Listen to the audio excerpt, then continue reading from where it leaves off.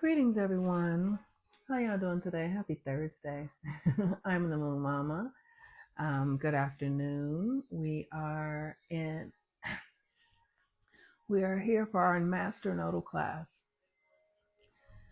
So we are in the midst of the eclipse season, and I don't know how you guys are experiencing it, but for me, it's starting to get really intense in ways inside of myself. I'm really beginning to see the patterns that no longer serve me.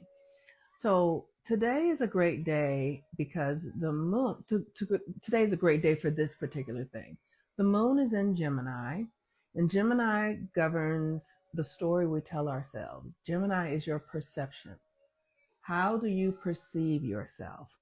Now it's interesting because with the sun in Pisces, Pisces is this spiritual energy. People who are Pisces might often feel invisible or um, more ephemeral, more light. And so, with the moon in a square to the sun, our inner world and our external world are highlighted. So, how we express ourselves and what we say to ourselves, how we speak to ourselves about our experience.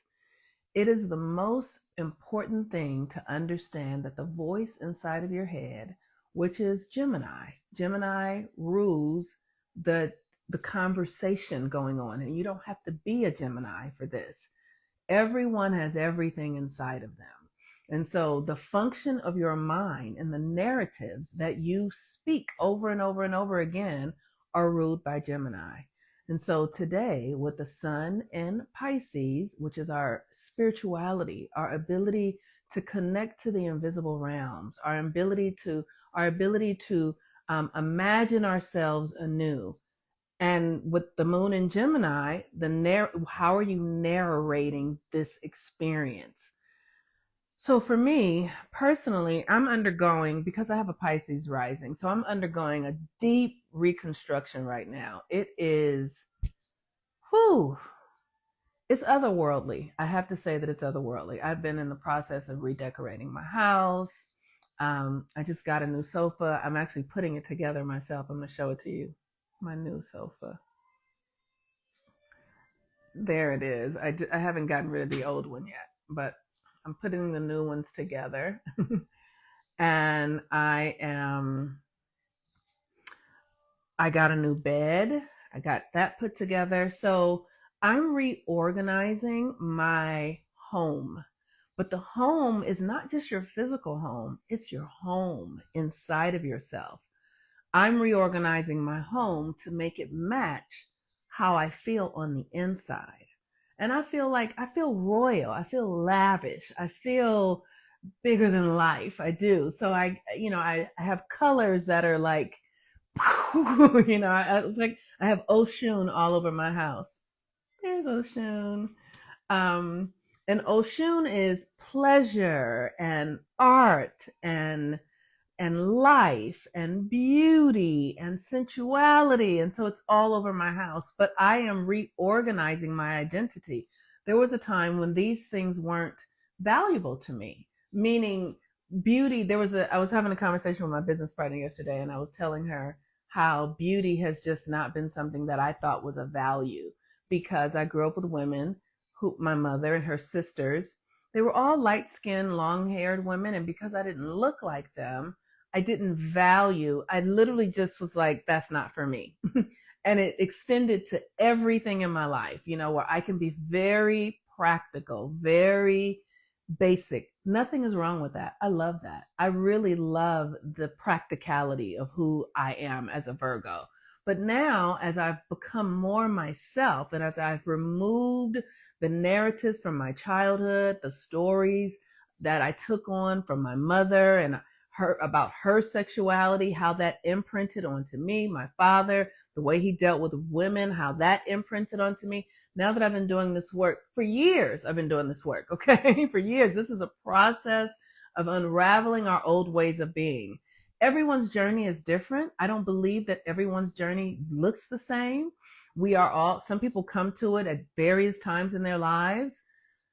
So, but for me, I am literally dying to an old way of being, an old idea of myself that felt unworthy because I was Black, that felt like, my sexuality was the, it's, I've had a lot of work to do around sexuality because growing up with a mother who was a prostitute and a grandmother who was damn near a saint created a lot of confusion inside of me about what was good and what was right and what was valuable. And now I get to determine for myself what is valuable in my own sensual sexual experience and what is pleasurable for me, and recognizing that that doesn't have anything to do with anybody else. When I was young, I thought that my sexuality was about making a man happy. I thought that my beauty, the way I looked, was about attracting a man. Now I'm realizing this stuff is for me. this is about how I feel and doing the things that I need to do to accommodate and meet my own needs, and not having an expectation for it to be validated externally, not needing it to be an external thing for me to like. So if I meet somebody new, then I'm gonna dress up every day and do my best to look my best for to impress another person. Like, I'm a grown ass woman, I just don't have time for that shit anymore, right? Like, I have my own mission, I have my own purpose. And from this experience that I've discussed, I really believe that women, and everybody has their own. I believe that women really shouldn't be serious in relationships until they're in their late 20s. I think that women should spend the majority of their teens and their 20s getting to know themselves, getting to know who they are so that they can be themselves out in the world. When I was growing up, everything was narrated around what's pleasing to a man. So that became my life. Like, how do I make a man happy? How do I get a man? How do I keep a man? And my blueprint, which is my natal chart, says that I'm here to be focused on myself. I'm not here to focus on any external things. I'm here to be deep within myself to bring that which is within me to the external world. Everyone's blueprint is different. There are those of us who really are here to benefit and expand and grow in relationships. There are those who exist in that way. It's in their charts. I can see it. I am not one of those people. I am not here to grow and benefit from relationships. I am here to grow and benefit from trusting myself, knowing myself, loving myself, being true to myself, and exploring myself. That doesn't mean I can't have relationships, but the relationships are a mirror to show me where I am with myself. And that is how I am learning to use them. I'm reprogramming myself to move through the world in a different way. So today, there are a lot of aspects. The moon is making aspects with Jupiter. The moon is conjunct Jupiter. So we are literally expanding our internal dialogue so that it is a faithful one. Literally, when I'm talking to myself, I'm like, oh, Monique, you're doing such a good job. You are doing such a good job. Oh, Monique, look at how good you did this. Oh, you did that. That was great. Oh, how do you feel now? Like, literally talking to myself so that I can build my relationship to myself. So the moon is conjuncting Jupiter today. It did that earlier today, actually. And then the moon is going to be in it's going to square Saturn in a couple of hours. So later on this evening, it'll be square Saturn. So the moon square Saturn can be a very depressing feeling, can be like, a feeling where you feel isolated and cut off. And Pisces can be a very isolating energy also.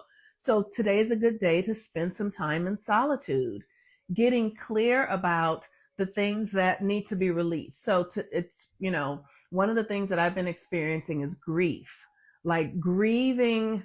Oh my gosh. I've earlier this week, grieving the things that I invested so much time and energy in that weren't for me. So I spent a lot of time as a young woman really striving to be in romantic relationship. And now I'm seeing like my life is something entirely different than what I believed that it was. And even though I am feeling really enthusiastic about my newfound relationship to myself, I'm still grieving all the time, energy, efforts that I spent looking for someone to make me feel good about myself, to make me feel happy, to validate me. There's a grief there of like, okay, we can let that go now. So it with Saturn square the moon, if you are feeling heavy-hearted, if you are feeling, episodes of shame or guilt, trust it. Don't run away from it. Lean into it so that you can do the work to begin to truly release that. Um, because the 21st degree is the degree that is ruled by it's the degree that is ruled by Capricorn, I believe. Let me see. No, it's the degree that is ruled by Sagittarius. So we literally are today spending time alchemizing the shadow stuff, which is the way you talk to yourself, making sure you're speaking to yourself in a way that's inspiring, that's motivating, that's loving, that's kind to yourself.